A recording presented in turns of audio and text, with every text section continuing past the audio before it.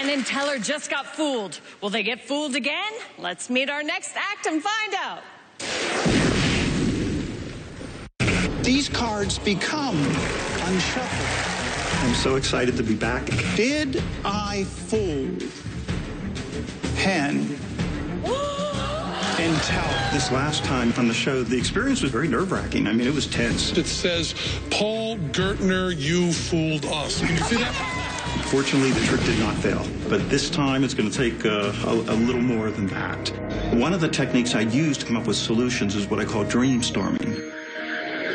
It's planting the problem in your head as you go to sleep, and your subconscious works on it. It's basically dreaming up solutions. When you wake up, ideas come up that you didn't have before. Dreamstorming.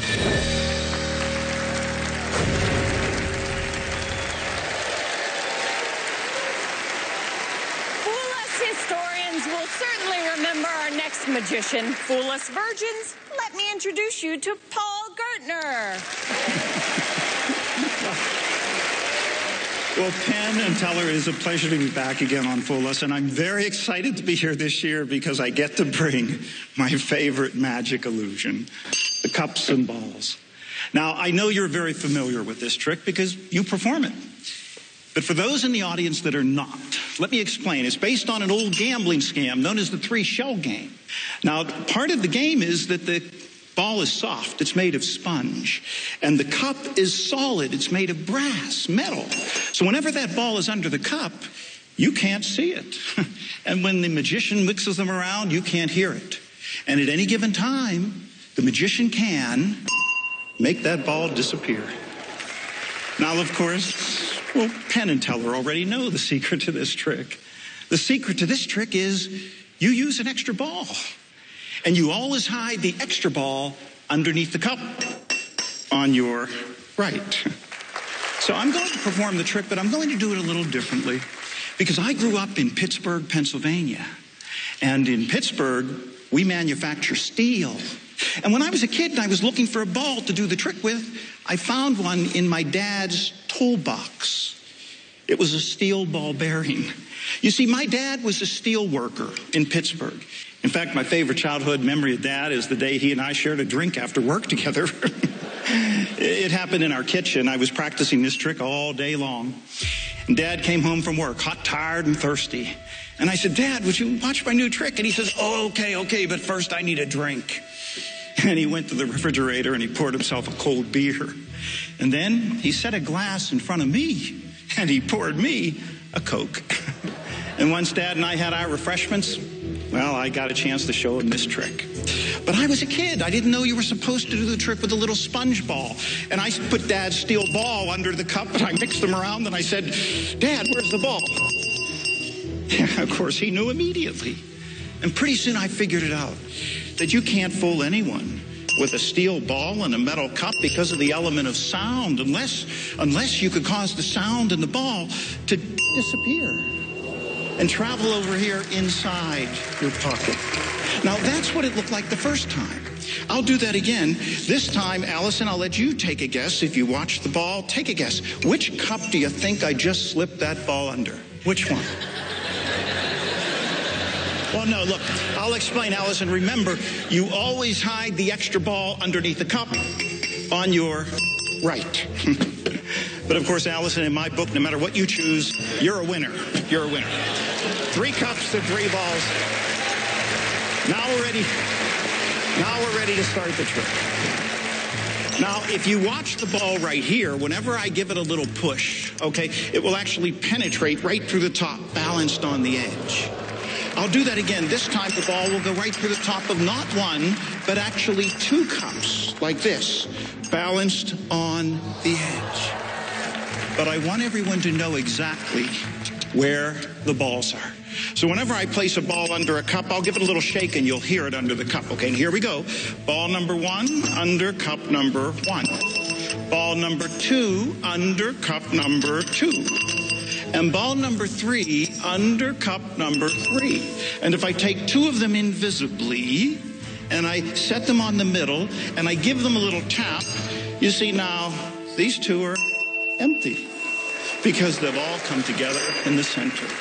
Thank you. Thank you. But you know, it is the end of the trick. And when I do this at trade show exhibits, this is the part that gathers the biggest crowds, so watch closely.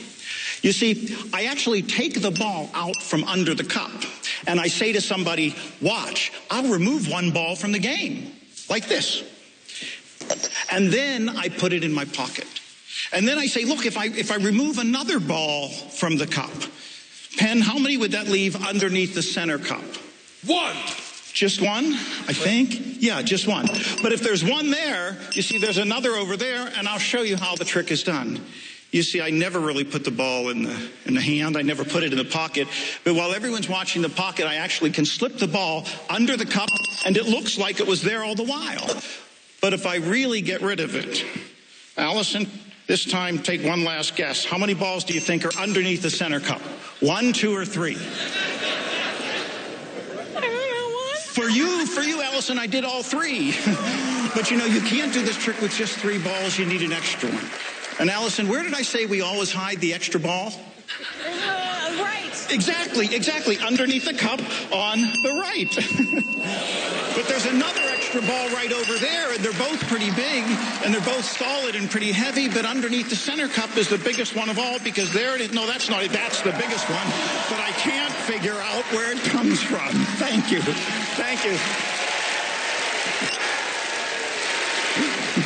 Oh, Penn and Teller, I told you this trick was inspired by my dad, which is why I can't help but think of him every time I do it, which is why in this cup, I always keep Dad's balls. And in this cup, in honor of Dad, I always keep a can of Coke. And in this cup, well, remember, you always hide the extra ball underneath the cup on your right.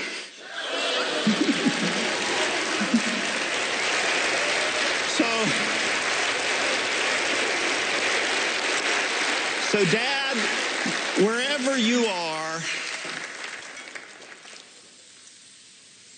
here's to you.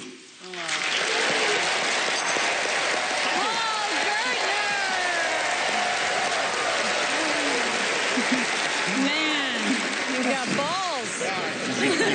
For many years. Gosh, just think, like, okay, I fooled Penn and Teller. I'm done. But you just have to try it twice. Well, this was my favorite trick, yes. and it's just a treat to come and just do the cups and balls for them. Yeah. And I just couldn't do just the cups and balls. I had to throw a little kicker in. So yeah, you seem to specialize in kickers. Yeah, well, I think all magic should have that. I mean, that's what magic's all about. It's about having that little moment at the end where someone thinks the end is there, and then all of a sudden, boom, you hit them one more time. Wow. Okay, you know? Time to see if they got it. Penn, Teller, what do you think? We first heard about you, Paul, doing the cups and balls, and it's not fair to say that you're just doing the cups and balls, because for hundreds of years, maybe thousands, people have done the cups and balls, and it's always been a visual trick. And your genius is making it also an audio trick.